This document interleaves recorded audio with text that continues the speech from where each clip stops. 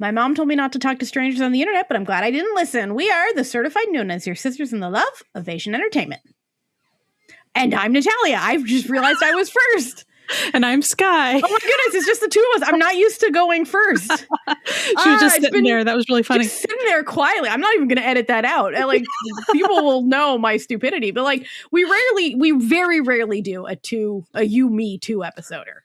Right. So it's like, this is like a fun little treat for us just to hang out.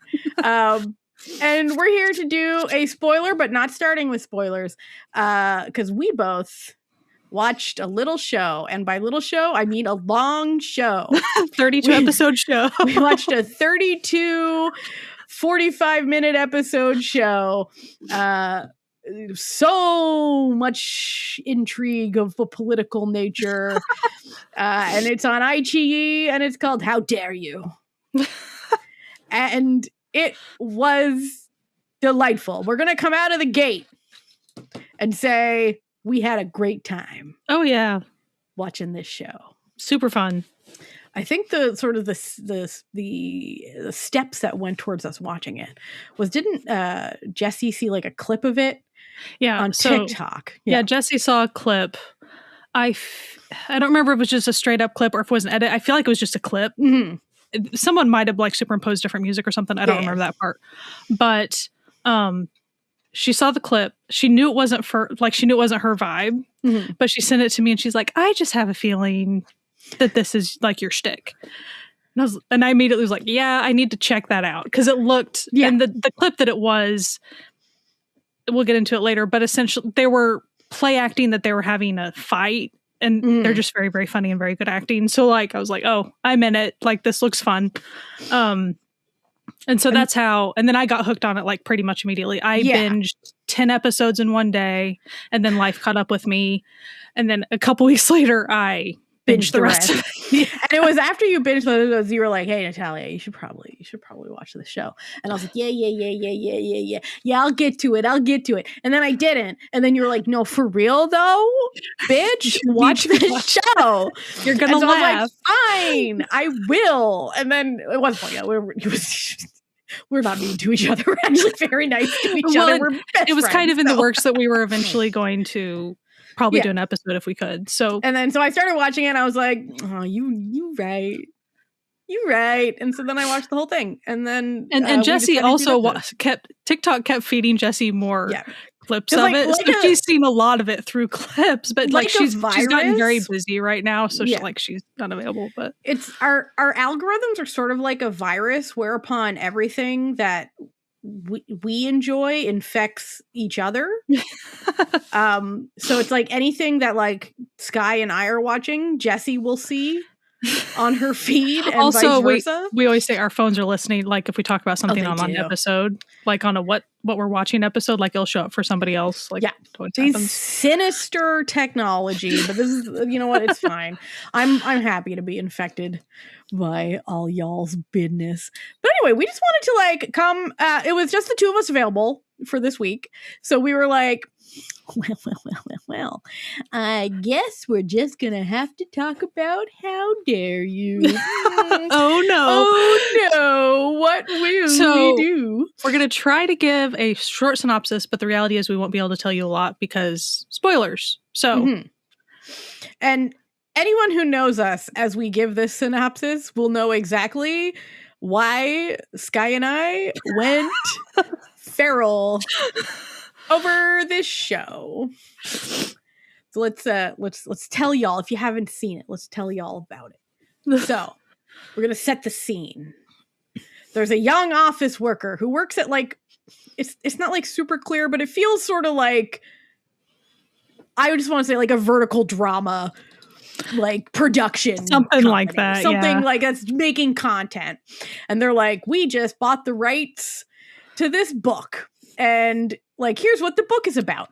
And they're like, the book is about like a girl gets isekai'd to like a, you know, like a Qing Dynasty era, like, you know, has to help the prince, like, the take over the thing, or for the evil tyrant. Like, and then, so the girl who's in charge of like the, you know, getting given this book is like, that sounds so stupid. Like, they're so overdone. Like, there is nothing new about this. And then her boss is like, well, I'm glad you said that because you have to adapt it anyway because we already paid the money to buy the rights for it. And she was like, ugh, fine. Oh, and you need to read it overnight. Yeah. So you need to read it overnight and like mark off like a plan to like, you know, to adapt it. And she's like, oh, fine. So she's doing, you know, she's reading through it, marking little notes, like taking, you know, her little, you know, little sticky tabs everywhere. And she's on her way home and she's reading it. And then through the power of the subway. Well, actually, what happened is when she was still in the office and her coworker was about to leave, but wanted to wish her happy birthday because she's like, I'm not going to see you at midnight. But she got a lighter and she's like, happy birthday. And so she made her wish and blow out this lighter. Yeah. Classic, and so what she rules. wished was like that she could transmigrate into the novel and like figure out, you know, the plot and all this stuff. So she does. She like it's on the metro and suddenly it's like flash a light, like, you know, da-da-da. And she wakes up in the body. And this is such a classic isekai bit. She wakes up in the body of one of the minor villains, or the cannon fodder, if you're familiar with the vibe. One of the many concubines of this evil tyrant emperor. Now, to be clear, the body looks exactly like her. Yeah. Like she's just her original body. Yeah. And so she knows that her character gets ganked.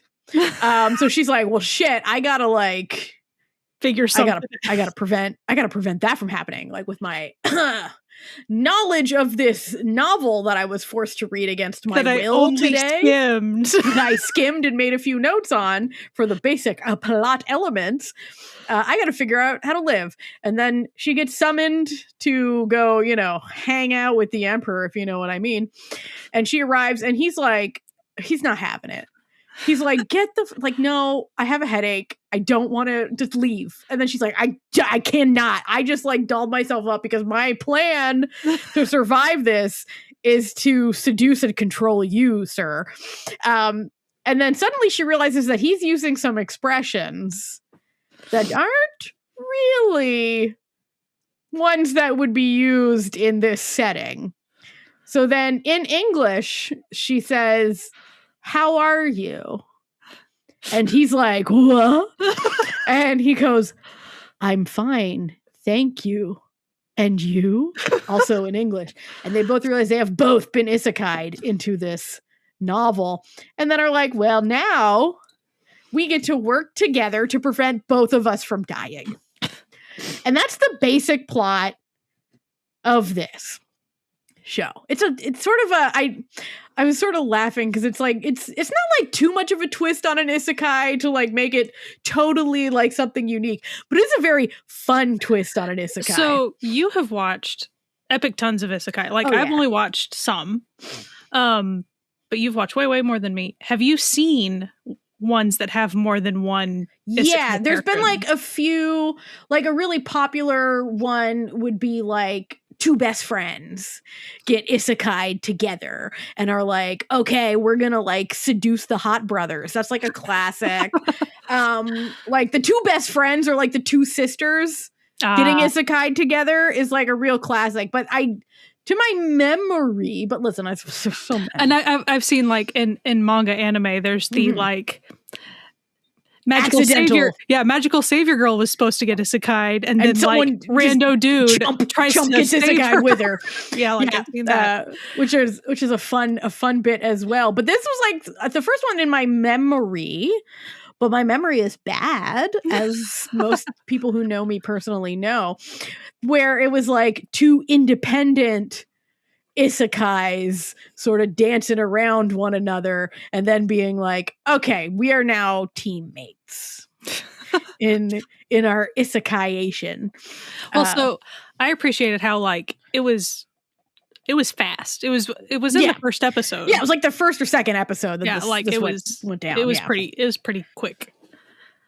I feel like they kind of cliffhangered right at the end, but it was just like the little end of episode 1 into episode 2 type reveal of that. But and then pretty quickly they just have really good rapport. Mm-hmm. And he listens to her. Oh, he does. And to where he's pretty much doing whatever she says and doing it with finesse and stuff. And that's why it's so fun to watch. With style. Yeah. And so there's just a lot of episodes at the beginning that are just very funny because of the way they're handling kind of the stress of the fact that they might die. But like they're trying to, you know, put on airs, but then like privately scheme in order to stay alive. Like that's really what they do for a lot of it. So past that we can't say like spoiler. You know, like I did want to go into, this is very timely in a sarcastic way. I did want to go into like talking about like the cast and stuff. Okay. My drama list just went down, so it won't. Well, I still have mine pulled up. Okay, let me go to Asian Wiki. that'll sometimes yeah. I was trying to click a related title to this, and then I saw bad gateway, and then it let me hop back. Okay, let me just do a little typity. Okay, no, that okay. So I will say, I haven't watched near as many cdramas as Natalia has, and so, like, what's fun about that for me is I get to experience a lot of these actors and actresses like for the first time. Mm-hmm. So that's just always really fun. Like when it's just in a really fun show. Yeah. And there's a lot of, when you have characters that are acting very different within their character a lot, like putting on airs a certain way to pretend to be something. I love that stuff. It's almost like dual character stuff. And that's always like catnip for me. Yeah, so. It's very fun. I thought this was like, I feel like this is sort of, if you've never seen like a Chinese historical and you wanted like sort of one to ease you into like the energy that Chinese historicals bring, this might be a really good one for that specific. But you have to be cool with comedy. Yes, because it's got it all. And you have to be cool with Isekai, because sometimes Isekai isn't someone's jam. So like, which is like no joy in your heart. you love Isekai. I know. I'm kidding. I've seen some people like really don't like it, and that's totally cool. Yeah. So this is not just straight up historical. Obviously, we're playing Isekai, and we're playing the comedy card a fair bit.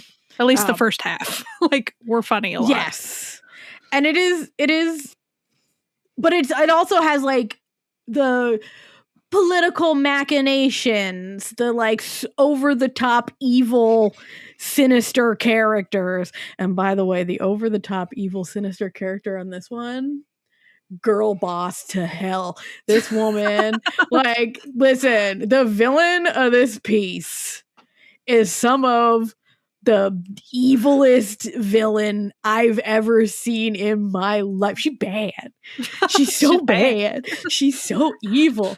And it's just like and I can't even figure, like, I love okay, there's like there's good villains and bad villains. It's like, I think that the best villains are ones where it's like you as an audience watching could be like, yeah, actually, like I kind of agree with them. Like, if you kind of agree with the motivations of a villain, the writer has done a successful job in making a villain. But the other fun villains are ones who are they just seem to be evil for the love of the game. You know what I mean? Because, like, there was really no reason for her to be doing all that. Well, I mean, they explained a little bit near the end, but, like, we won't go there. But, like, but still, like, she didn't have to go with that. No, she was just like, listen, she could have chosen otherwise any sort of options to, like, you know, not go that hard. Yeah, but she was like, no, I'm just gonna be the evilest who ever was. And you know what? Respect. Yeah, respect. And she's like, I'm gonna look good doing it. I'm gonna have my like cunty little nail jewelry and like my birds. Like, hell yeah. Hell yeah. Yeah, she was the Dowager Empress. So evil. I loved her. I was just like, oh, this woman, this is villain goals right now. She's sinister. So what were you wanting to say about the cast? What I wanted to say was the cast was incredible. Oh yeah. I thought that like like most Chinese historicals, it is a vast cast of characters. Like, but I don't remember any of their names because I never do. I barely remember names of people I meet in real life. But like, they're also delightfully distinct. And there were a few pretty good standouts. The lady and fella playing the gender fluid guard. I don't know. Listen, this show had everything. There was like a military guard who like was his mother's, like the main dude's character's mother's best friend, and like she or he, they, I guess is the best way to do it, was born a man, but is more comfortable dressed as this like middle-aged woman in disguise. And then they're a master of disguise. So when they're fighting, their skin rips off and suddenly they're a man. And I'm just like, this is wacky. Like, this is so that character's good. very wacky. This is so good. And then you meet all of these like noble scholars who just want to do the right thing. And one of them was possibly my favorite character of the entire show, because he's so upright and he always wants to do the right thing. And he's always like on his way to like being like, yes, like with my, righteous, upright manner, I am going to do the right thing. And then something will just come and absolutely ruin his day. Anytime he's about to do anything, he'll be like, oh, like, it's just us, me and my fellow scholars, like we're gonna, us men getting together, doing it. And one of them being like, actually, I might be a woman in disguise. And he's like, God damn it, why? Why are you doing this to me? Please. And then of course you've got like the lady who is isekai'd in the original novel is also there. And she's, doing her own like sort of machinations with her knowledge of the original novel, which is a novel that doesn't exist. Sky and I had a big discussion about this before we started. We'll get into that in a little bit.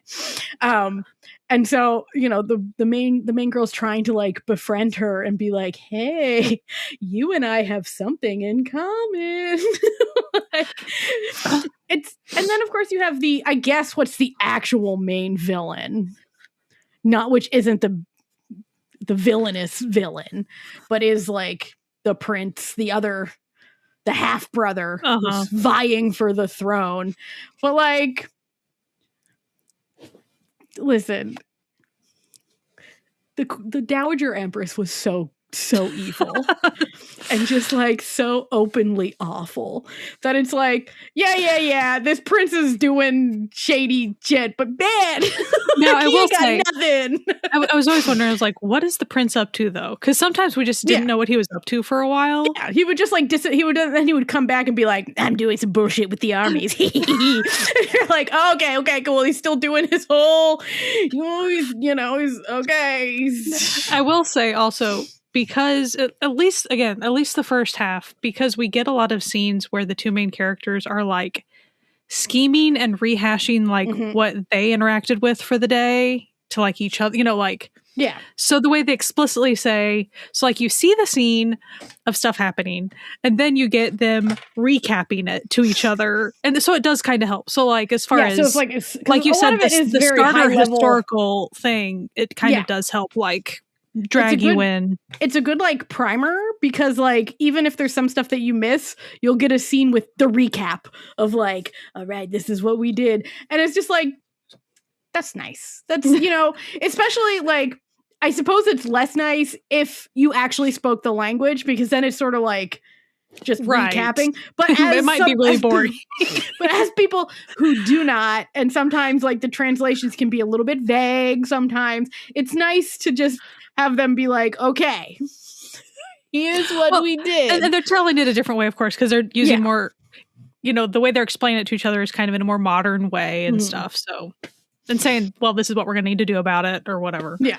Oh, one thing I did want to point out was, so I don't remember how many episodes this really continues. I think it comes up sometimes. There's these little animations of the characters, which I think is sometimes a little distracting. But what I wanted to point out was those exact animated characters are also in the like animated version too. Because yes, there is an animated version of this, and there was also, which actually came out before this show came out, a vertical drama version, and I think both of those are also on iQIYI. Yes, you can watch them both there. I did watch half of the vertical drama literally this morning before I went to work, and I'm gonna say exactly what I told Sky about the experience, because I finished watching the show yesterday. As of the main show. Yeah, we're recording on Thursday. So I finished watching the show Wednesday. Gave it a 10 out of 10. Loved it. Okay.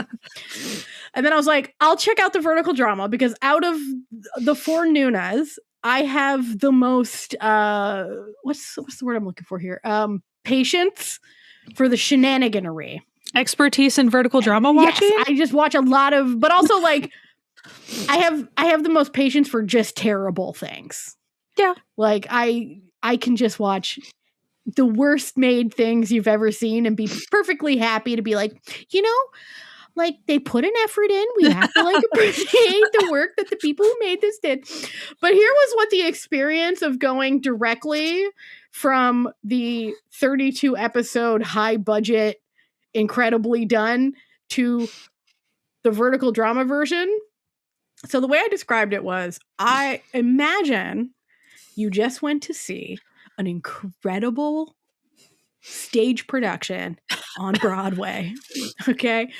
And you were just enthralled. It had incredible special effects. Like the acting was like the best of the best. Like you just had the deluxe experience. You had great seats. Like you were right in front of the pit. Like it was great. You had a great time. And then the next day, you're going to see that same play, but from a community theater with a budget of $200 and a dream. It's like everyone's doing their best, but it's just The word for it had a lot of actors in it that I'm very familiar with, because I'm pretty much familiar with. If you're a Chinese vertical drama actor, I know your ass. All right, I've seen you. I know. I have favorites, and it's like I'm like, these were actually like, they had some really good like because there is a scale even in the vertical drama where they're not all bad actors. There are actually quite a few really good actors who are just like, hey, there's money to be made in verticals. I respect it. So it's like it had some like really good actors in it and stuff.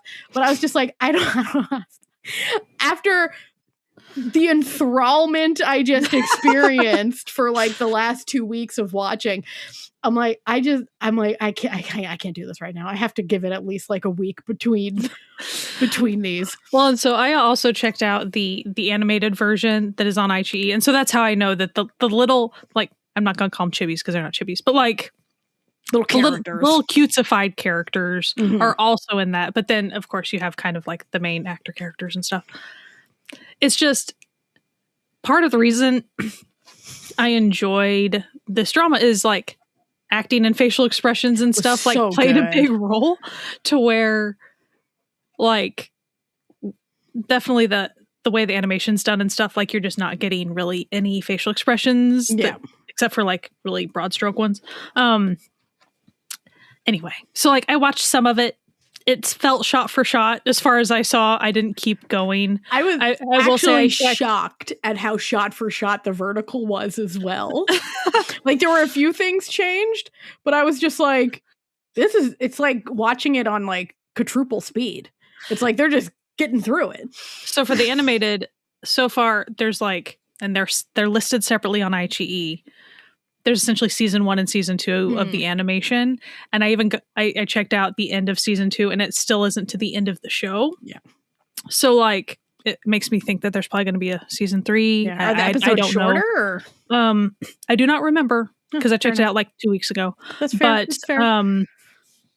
I want to say they were around 20 minutes, but I don't remember. So it's like half as long. Yeah, that makes sense. I don't remember, but it felt very shot for shot. I mean, probably isn't, but as far as like it felt like story wise, yeah, like the beats were, the same beats. So, but like I wasn't super impressed. But if you're cool with that type of storytelling, it was good and stuff. But yeah, I really since I loved the show, it's like. Yeah, that was the problem, is that I feel like if I had watched the vertical version first, I would have been perfectly pleased. I would have been like, oh, this is fun. Like, oh, what a fun bit.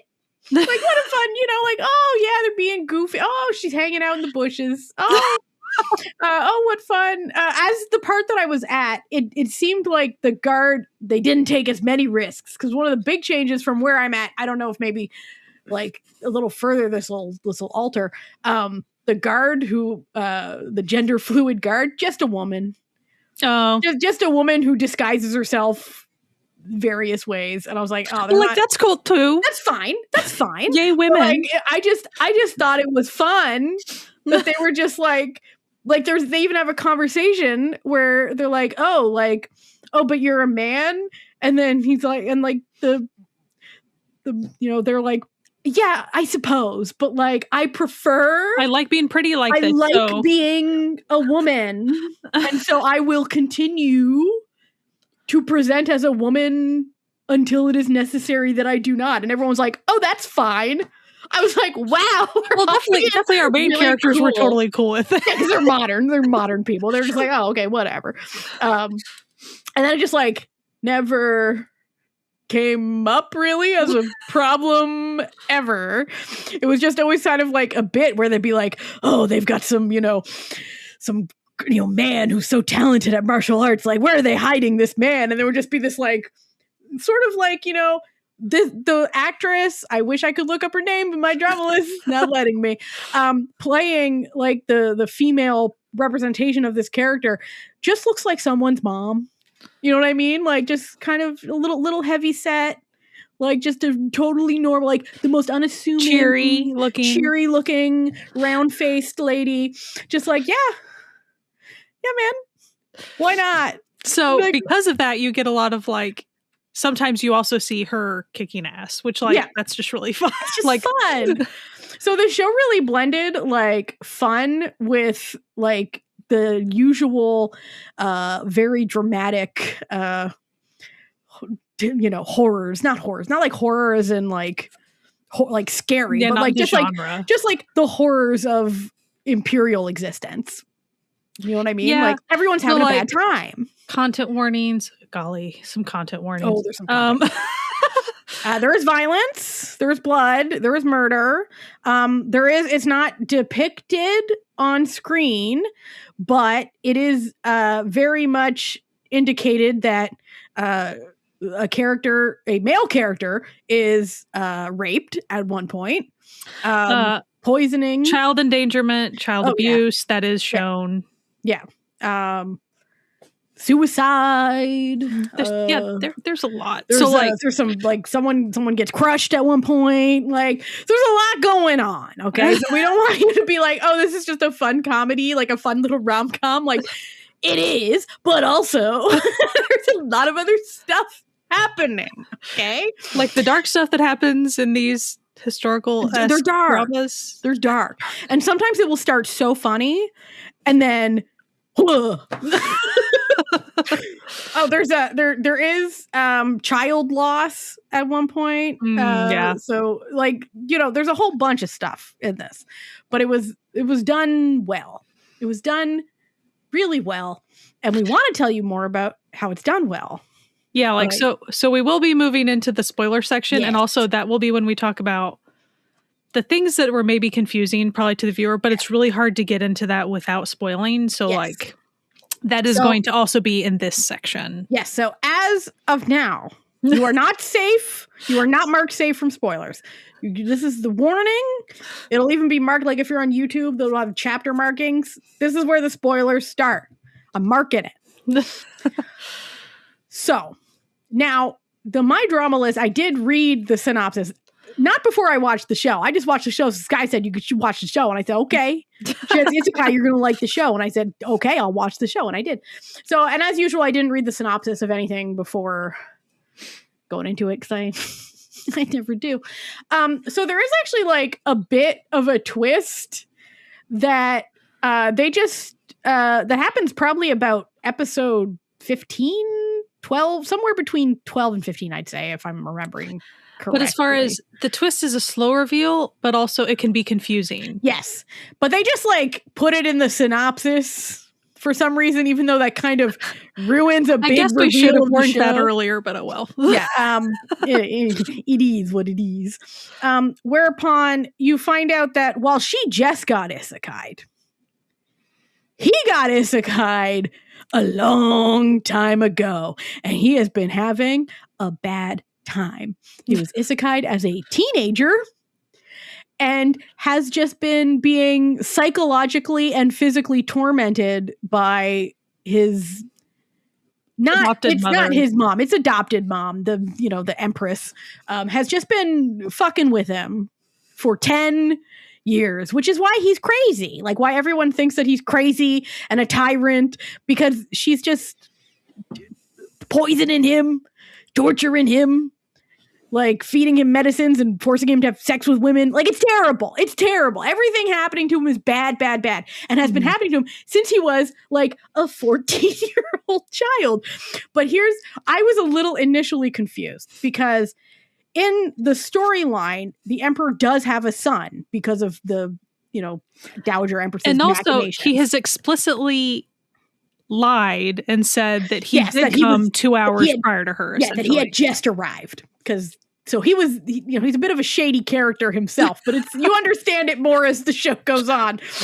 But so they have the actor playing his son and the actor playing his younger self is the same actor.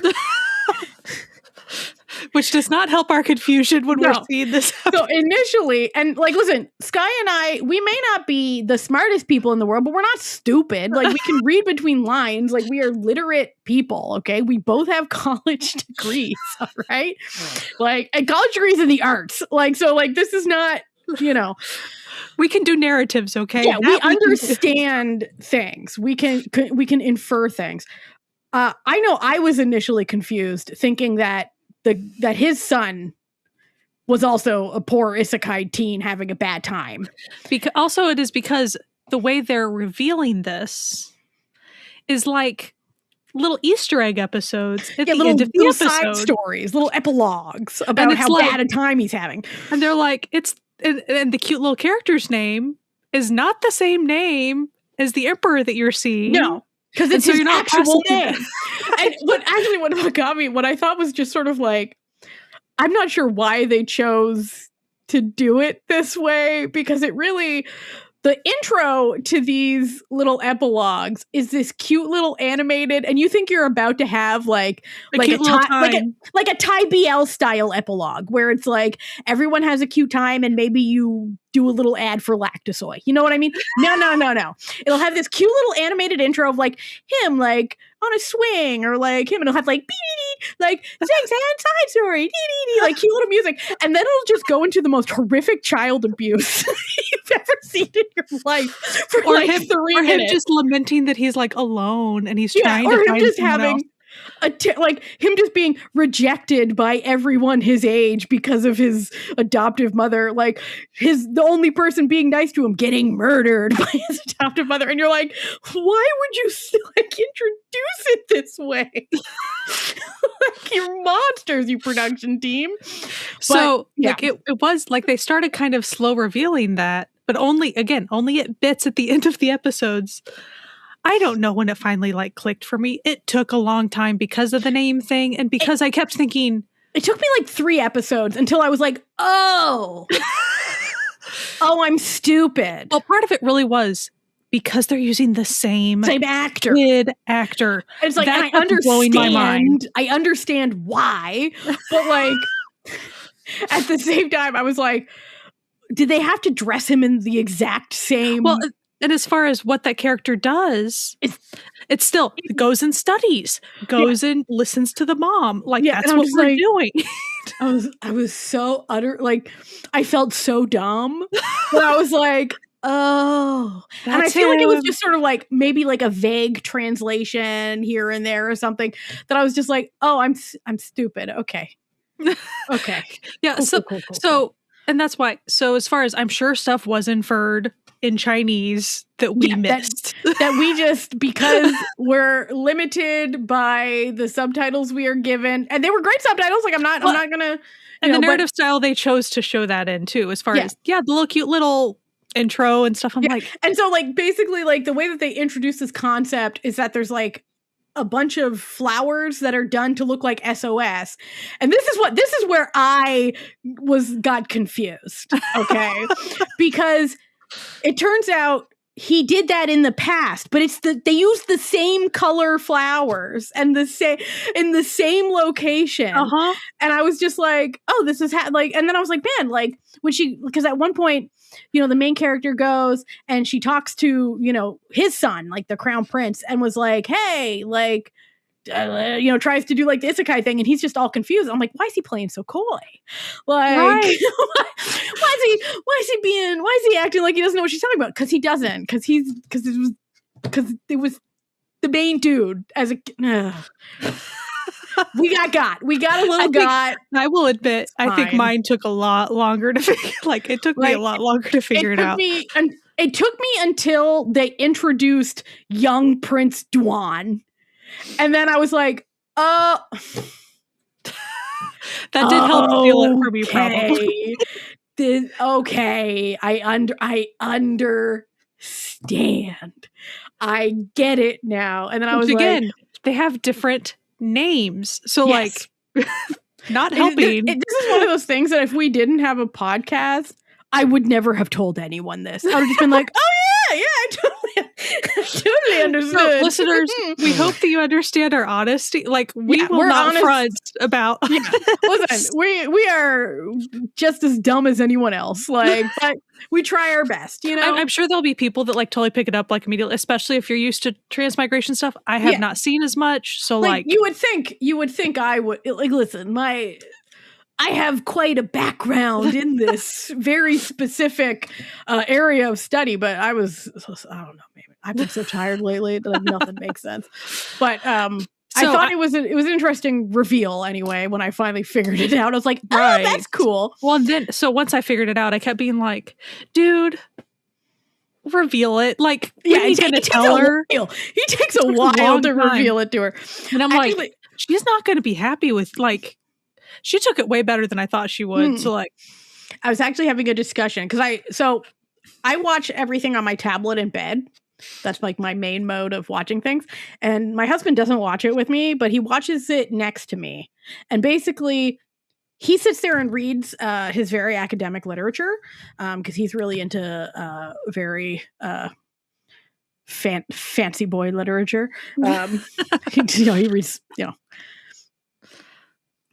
award-winning novels and stuff. And so, but I will interrupt him to tell him what's going on in my stories. And so we actually had like a lively discussion about this exact plot point where he was isekai'd at like 14 or 15. Okay. And it's only until the literally the last 5 episodes or something that you find out what year he got isekai'd versus what year she got isekai'd. So I was like, okay. Before this, I was having like a whole discussion where I was like, all right, so like if they both got isekai'd at the same time, but they got isekai'd into different timelines of the novel. All right. So it's like if they get back to the real world, is he going to be like a tortured 15-year-old again? Like, but then it's like, oh, he got isekai'd in 2016 and she got isekai'd in 2026. All right. So then a whole other thing occurs to me that I then had to discuss with my poor husband, who is very kind and puts up with my really dumb hypotheticals, where I was like, okay, if they do go back to the real world, do they go back to their original times? So like, is he going back to 2016 and she's going back to 2026? And they're like, we're going to find each other. This is like how these Isekai things where you go back to your original world to source it up. It's like, we now have to find each other in the real world. Does he now have to like wait with 10 years with the knowledge of being a grown-ass adult? A terminally ill grown-ass adult? Like, does he have to like live with that, like just go back to being a teen and having to live under the restrictions of being a teen, but also with like the wisdom and knowledge of it? Like, that sounds like hell. Like, lots of therapy. Yeah. Like, imagine if you today, like us, Sky and I are both 38 years old. Okay. Imagine if we got sent back into our 16-year-old, but with the knowledge and the memories of her. I would kill myself. I'd just be like, I can't do this again. I can't. Well, so like, I'm often around a college campus and I often say, man, I'm glad I'm not back. Like, I can't. Like I know people are like, oh, like if you went back in time, like you could like make so much money. I'm like, no, I remember. I don't have it in me to live through it again. I can't. Like, I'll take I'll walk into the sea. Like, I live near the ocean. I'm walking into it. So I'm going to launch us into the thing that confused me, yes. But I will, before I get into it, I will say, talking with Natalia right before we started this recording helped me like, and it, I don't know why I just didn't connect the dots, like, obviously. But the fact that the original main girl, like in the original novel that was pitched to our main character here, the original main female lead character, who is my mouse quit, sorry. Well, my drama is quitting, the mouse quitting, like Jia-young-er, like, so the other concubine consort chick that we see often, as far as like, for some reason I forgot, or I got so caught up in what we were doing that I kept getting real confused when she would obviously be she was Isekai'd in, but she was still a 2D character, and they kept being like 2D character. We're a 3D character. She's a 2D character. And I kept being like, but why, what makes her a 2D character? Like, I wasn't processing why that was, and it was bothering me. There were obviously times that it made, like, it was obvious when they were talking about like, where's your hometown? And then she would be not aware where Beijing was. And I was like, obviously, I'm something's like, where is she from then? I forgot. Within the original fiction, she was the fiction transmigrated within, like, and this is something that I think, like, people who are unfamiliar with like the layers that isekai stories can have would trip people up. Where the book that her character is transmigrated into doesn't exist. There is no original novel that she gets transmigrated into, because the novel that was written in the real world, our world, was the one of which her being transmigrated. So she is the main fictional character of the isekai novel that they get transmigrated into. So they haven't been transmigrated into a historical fiction novel. They've been transmigrated or isekai'd into an isekai novel that takes place. So her modern sensibilities are coming from her fictional modern character. Yeah, so she also doesn't exist. No one except for the main two characters are real. But it also does present in it that they're like, but it feels real, so this could be real. And then the main character goes, well, our world could also just be a novel. This could be like, so it's like layers within layers. But no, she does not exist in the real world. I kept getting tripped up because they would have these conversations of she's 2D. And I was like, but she was transmigrated. Yeah. Because I think they wanted to find out initially if they were transmigrated, perhaps other characters were transmigrated. So so for a while, there's no way for them to know if she is a 2D character, or as in a character in the original novel, or if they have also, someone else has also been transmigrated. Even within that character. Even within that character. And the only way she does actually figure that out is when she asks, like, oh, where's your hometown? And she says, oh, I'm from city A, which is like in some Chinese novels, they'll just put fake placeholder names for places so that they're not like, you know, disparaging a real city, like, or doing anything that could get them, you know, in trouble censorship wise. And so she's like, oh, now I know that she's just a character in the original Isekai novel that we have been isekai'd into. It's isekais within isekais. And since I'm not as familiar, it kept really tripping me up because of the way they discussed her. Yeah, I feel like it would be really confusing. Like, that could be a confusing aspect for someone who's not, you know, super familiar with like the genre. You know, like that. I think that's a lot more forgivable to be confused about than us not realizing that. Because, like, for instance, A Dream Within a Dream, that drama, that isekai drama, you only have the main lady who is isekai'd in, and everyone else is fictional. The character. Now, do they slowly get self-aware that they're fictional characters? Yes. Yes. Which is another fun trope, but that doesn't happen in this one. But you know, there wasn't the like backwards isekai, you know? It was just kind of, I gotta say, there were so many like really nice little side characters, but the little imperial doctor guy. Oh, he was sweet. Oh, so sweet and so kind, and I just wanted them to smooch, but they never did. And then she let him like live in the ignorance that character died. Yeah, so the girl who gets isekai'd in the original novel gets straight up murdered near the end. That was actually, I was not expecting that. I was like, whoa, okay. Just straight up, just petty murdered. Like, by some D-bag who's just been sort of on the sidelines being annoying this whole time. And then, you know, they just let the imperial doctor who fell in love with her think that she's just out exploring the world till he dies, I guess.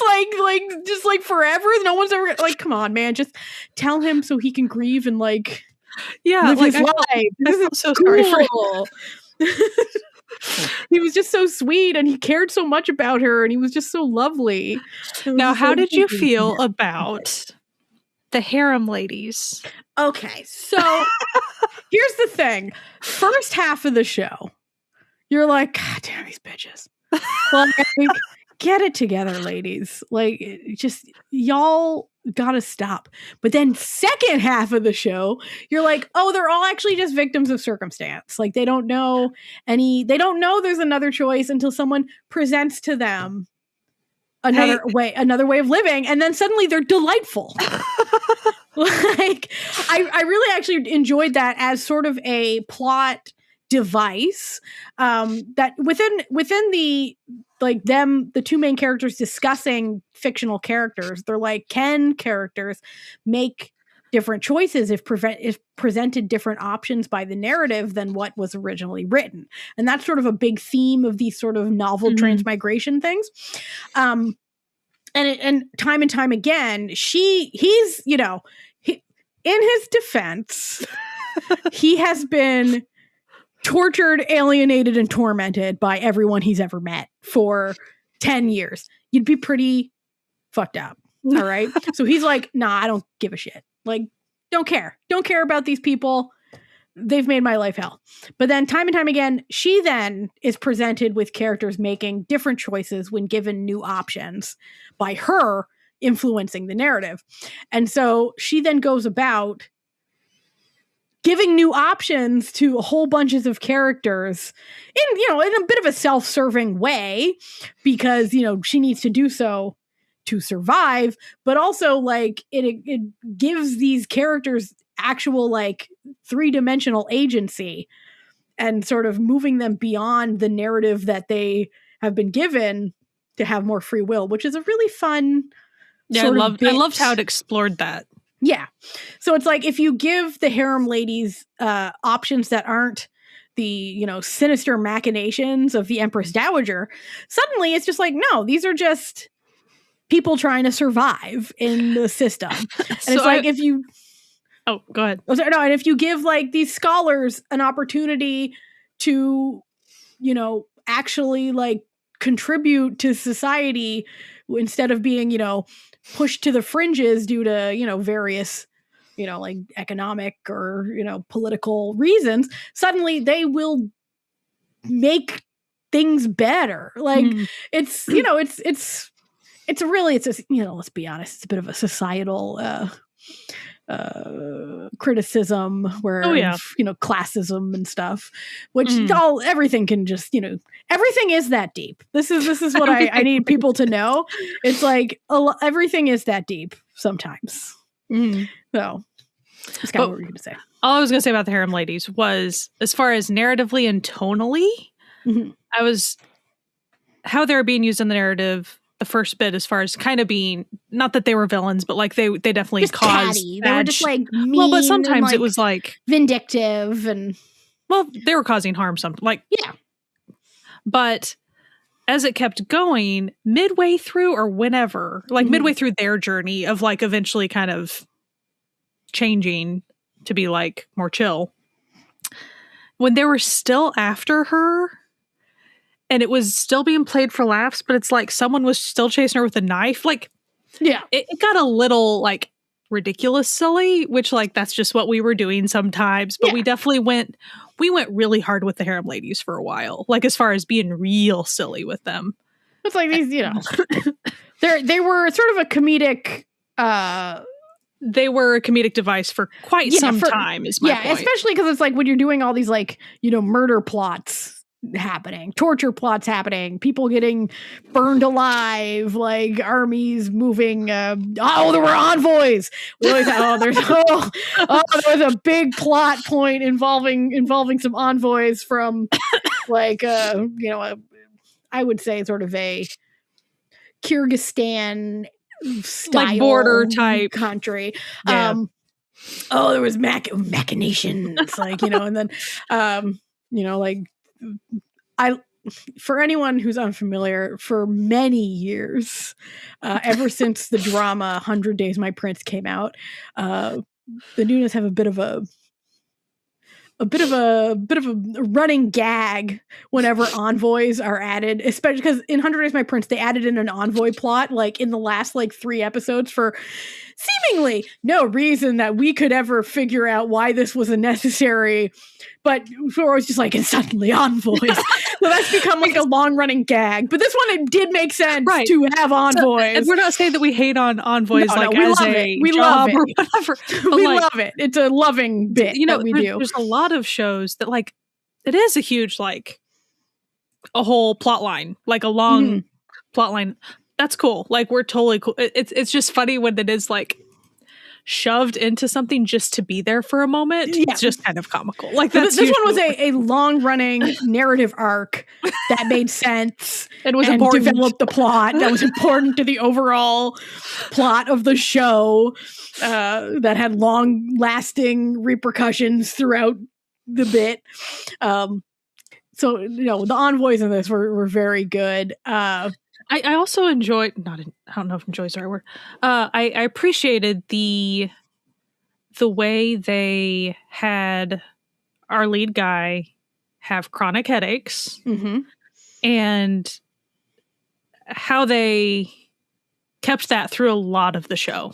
Yeah. And then how they made him terminal for quite some, like, I mean, so it was, I appreciated that. It wasn't like, yay, magic. Oh, yeah, she's here and now his headaches go away. It's like, no, he's, because the reveal, which I don't think it was much of a reveal. I think we could have probably figured this out ourselves, is that the Dowager Empress had been poisoning him to just to fucking... Since he was young. Since he got there, just slow arsenicking his ass for 10 years. And it's just like, why? Listen, she just, you know, she felt like it. Well, she was like an agent for whatever other country. Like, that was the why. But yeah. But also, it's like, you know. Still, you didn't have to go that hard. Yeah, she could have done so many things, but was like, no, I'm just gonna torment this kid after I kill his grandma. Yeah. Yeah, that's what we're gonna do. That's what we're gonna do. Now, I will say, this show was not without its adding in a random extra character for no real reason I could really figure out in the overall narrative. Right at the end, it adds in this little mute girl. Oh. Who turns out to be, spoiler, an assassin from another country. Well, that's how they revealed the Empress thing. Yeah. But it's just like, I feel like, what would have been way more effective? If, like, there had been, like, a long-running maid character. Oh, yeah. Who was, like, her confidant. Who was, if you kept May around or whoever. Yeah, exactly. Like, it could have worked a bit more, instead of being like, yeah, she just met this random child. And then was like, okay, child, come with me. Like, we're going to be best friends now. We're going to spend all our time together. And I'm just like, okay, cool. Like, yeah, like, child. I mean, they're trying to get some machination that would allow her to get poisoned, and then her try to give up her fate, her good fate for him. You know, like, maybe if I die, you live type thing. Yeah, like, I see why, but did it really have to be a little girl? Like, did we? Yeah, it felt a little like. A little weird. Like, it felt a little strange just the way it all went down. Like, I thought she was a good character if she had not been an assassin. Well. Yeah, she was a cute kid. Like, you know. And I'm just like, yeah, okay. Like, I was just like, oh, okay. Like, listen, I still give the show 10 out of 10, but I was just like, I don't understand fully why we're doing this, but, you know. Kind of. It's not that I disliked this character, but I'm not going to be able to say what his name is but my drama is going down right at the best moment, and we only know people by their faces. The martial arts younger guy. Yeah. He was fun. Who then was revealed to be then kind of forced to be a general. Yeah, because machinations. He was fun, but I'm still like, why did we really? The problem was, it's like, they needed more of him for it to make sense. Like, for it to be fully integrated, you need to have had him, like, a little bit more before the middle of the show. Yeah. Like, you need to have had him, like, when you introduce the our other gender fluid friend. Yeah. Like, you needed him to also be like, you know, like angel devil dynamics. Yeah. And then have him be like, okay, we need you to go back to being a general. Cause, like, I need someone on the inside. Then it makes sense. But then she just shows up and she's like, oh, you? Oh, that's why he said to come here. And it's like, you. Like, you have facial hair now, dude. You look different. He looks good in facial hair. You look fine. Both you and I both had that same thought. We were like, listen, he wasn't bad looking on the eyes, but with that facial hair, I don't know. He was looking pretty good. That you needed to happen. Yeah, like, he was not bad. Whereas when there were moments when our lead guy had fake facial hair for a second, like when he was like really bedraggled or something, it's like, nope, we don't need to be doing that. We could get rid of that. That's fine. we don't need to be doing all of that, you know? Or do we? No, I will say, like, I am sure that probably the last 6 episodes or whatever might be really, it might annoy the heck out of some people because there's a lot of back and forth. I mean, as far as a lot of hiding and, like, him, the main guy, trying to prevent her from helping him. Like, there's a lot of stuff that could annoy somebody. I was fine for the ride. Like, it didn't bother me that much. It didn't bother me at all. Now, I will say, when she came back, or whatever, like when she left and she wasn't supposed to, and came back, and then he was mad, and killed, acted like he killed the people. Do you remember this? Yeah. Yeah. Like that was quite the scene. Like he was always putting on, like he was doing a bit of a production, you know? He was always putting on a production. He also got in his sauce a little bit too far. Like as far as sometimes he would get lost in the sauce. Lost in the tyrant sauce a little bit. Just like, you know, playing the bit a little too far, you know? But that made sense for the character because he wasn't actually playing a character. Because that was how he had survived up until this moment, was that he wasn't pretending to be this, you know, tyrant. He just fucking was. Right. You know, like that was just who he was. I will say the last bit of the show, those action sequences were quite good. Mm-hmm. Some big old battles going down. And kind of the bait and switch of the martial arts guy. And yeah. Oh, that was pretty good too. I just because I was confused again. I kept getting like kind of re-confused at things. As soon as it was like the Emperor shows up again, I was like, oh, I understand what has happened here. Because like, you know, this guy was like, I'm a master of disguise. Like he's always like, you know, showing up like he disguises himself as everybody. All right, and I was like, oh, okay, because that's why he like left the Emperor and then showed up in different clothes to be captured. Like, aha, I see. And then he's like talking a real big game in prison, and I'm like, it's that motherfucker. It's our friend. The best part about it is every time he would like transform from his disguise, I just love how he would just have like his skin and outfit like tore away, like a tear away like Chippendales dancer. It's like, wow. He's like, what? And I'm like, where were you hiding? Like, there's no way that like the friggin' Mission Impossible 2 face switch technology existed in ancient times.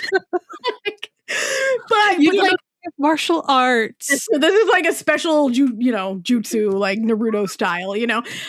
Listen, I don't, but this is the sort of thing that these sorts of like elements, you do not need to look too deeply into it. Like you can just be like, yeah, of course he has face-off technology. Well, it's just kind of like whenever they eventually talk about, oh, main guy, you know, the poison is canceling out his poison. It's like, sure it is, man. Buddy. Yeah, that's why I take Benadryl and ibuprofen together. Like, that's exactly like, listen, no, but you know what? Like, there is some basis, because like if you're taking like, you know, something that, you know, is for, you know, some ailment that's a coagulant, you also got to take an aspirin at the same time. Right. So it's like, it does, like, theoretically. But it's always like, oh, well, our little physician friend, he's the one saying it. Cool. Yeah. Like, yeah. He seems like he knows what he's legit. We're good. He's got a cute little face. I want to pinch his little cheeks. He looks like he knows what he's talking about. Oh, yeah. He's bringing that flower. Yeah. You know. Yes, a little Deus Ex flower now there, right here. Like, also, so I'm gonna reverse in the story to where we went to like the Dowager Empress's future tomb situation, the mausoleum. Yes, yeah. And so finally, our main gal makes it there, like as our main guy's like about to leave this mortal coil. Like, she's literally, like, and then they make out. Yeah. Like, you know, actually, you know, this leads me to like one of my favorite plot elements of the show, where it's like, they're like, oh, we're doing all this stuff to like get our agriculture going because of this future drought I know is coming. Like, we're changing people's heart and minds. Like, we're getting all, you know, all these, dealing with the evil empress. We're dealing with the evil prince. Like, we're dealing with the everything. You know what I think would make this situation a lot easier for all of us? What if we invented guns? Might as well. I was like, aha. I see. So I see literally brought a gun to a knife fight today. I love the energy, but it made me laugh so much because she's going on about like, oh, we have to like care about these people even if they're, you know, like just book characters and all this, and she's like, but also I'm gonna bring a gun with me. It's just like, girl, you know what? It's like walk softly but carry a stick. Like, you know what I mean? Like, damn, okay, I see what we're doing here. Oh, also, I liked the opening like art, the credits art, and then how near the end of the credit, it's like a shooting range gun thing. Yeah, foreshadowing. Like, yeah, we brought a gun. And then that's basically what I love about it is they're just like straight up and be like, yeah, we won because we had guns, and they didn't. Like we might have 3 people, but we have guns. Like we were outnumbered and things were looking bad, but we had guns.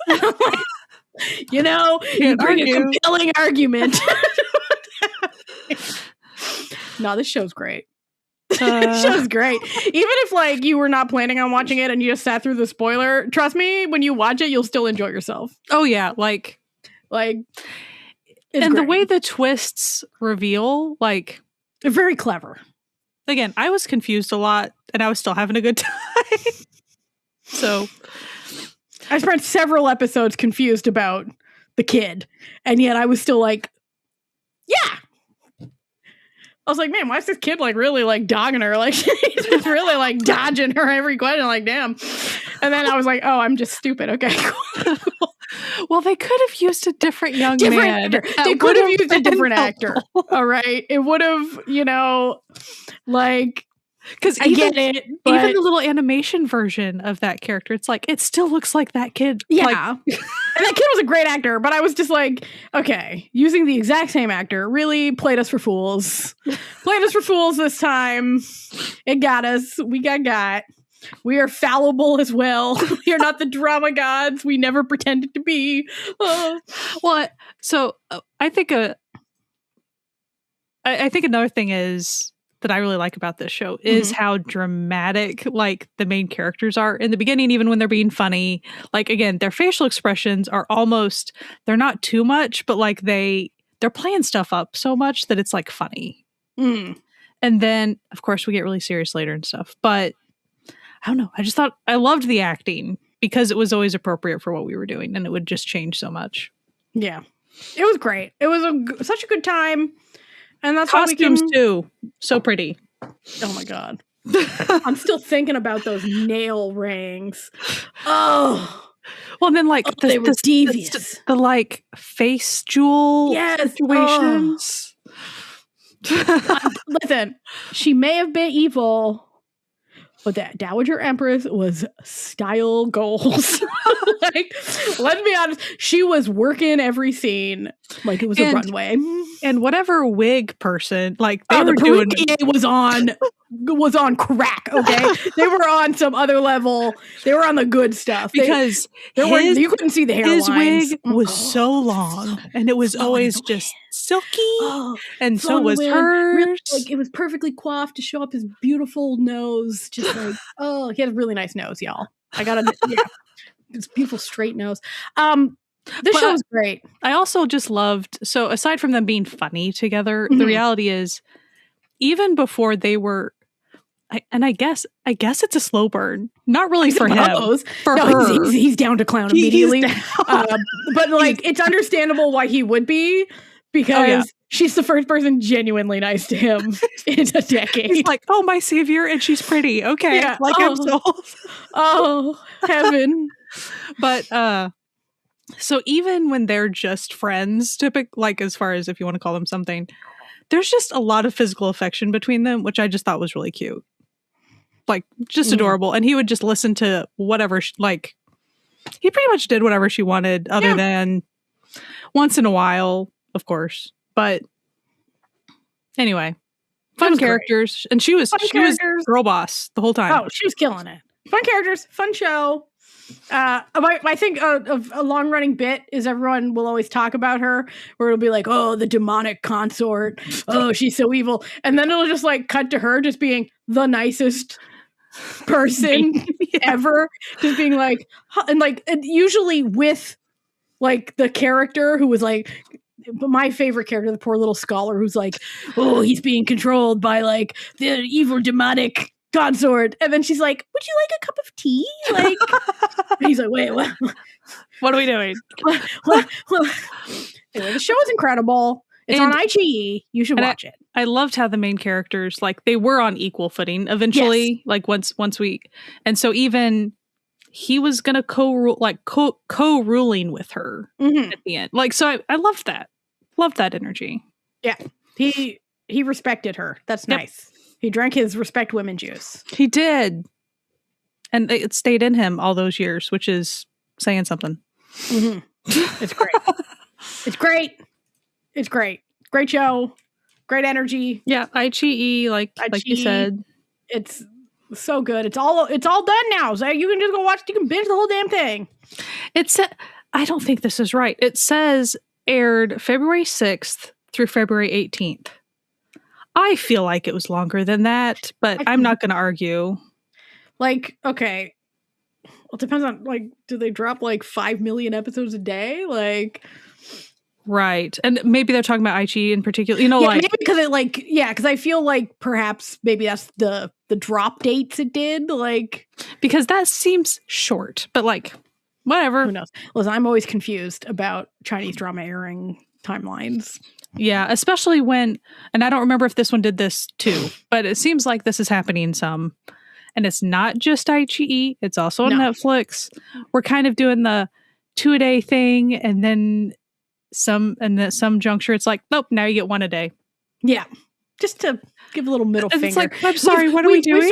We've made a schedule for you that you are now used to and you're looking forward to, and then we're just going to say, actually, we hate you. Here's your breadcrumb. It's like, no. Actually, go to hell. Bye. Nice as seeing you.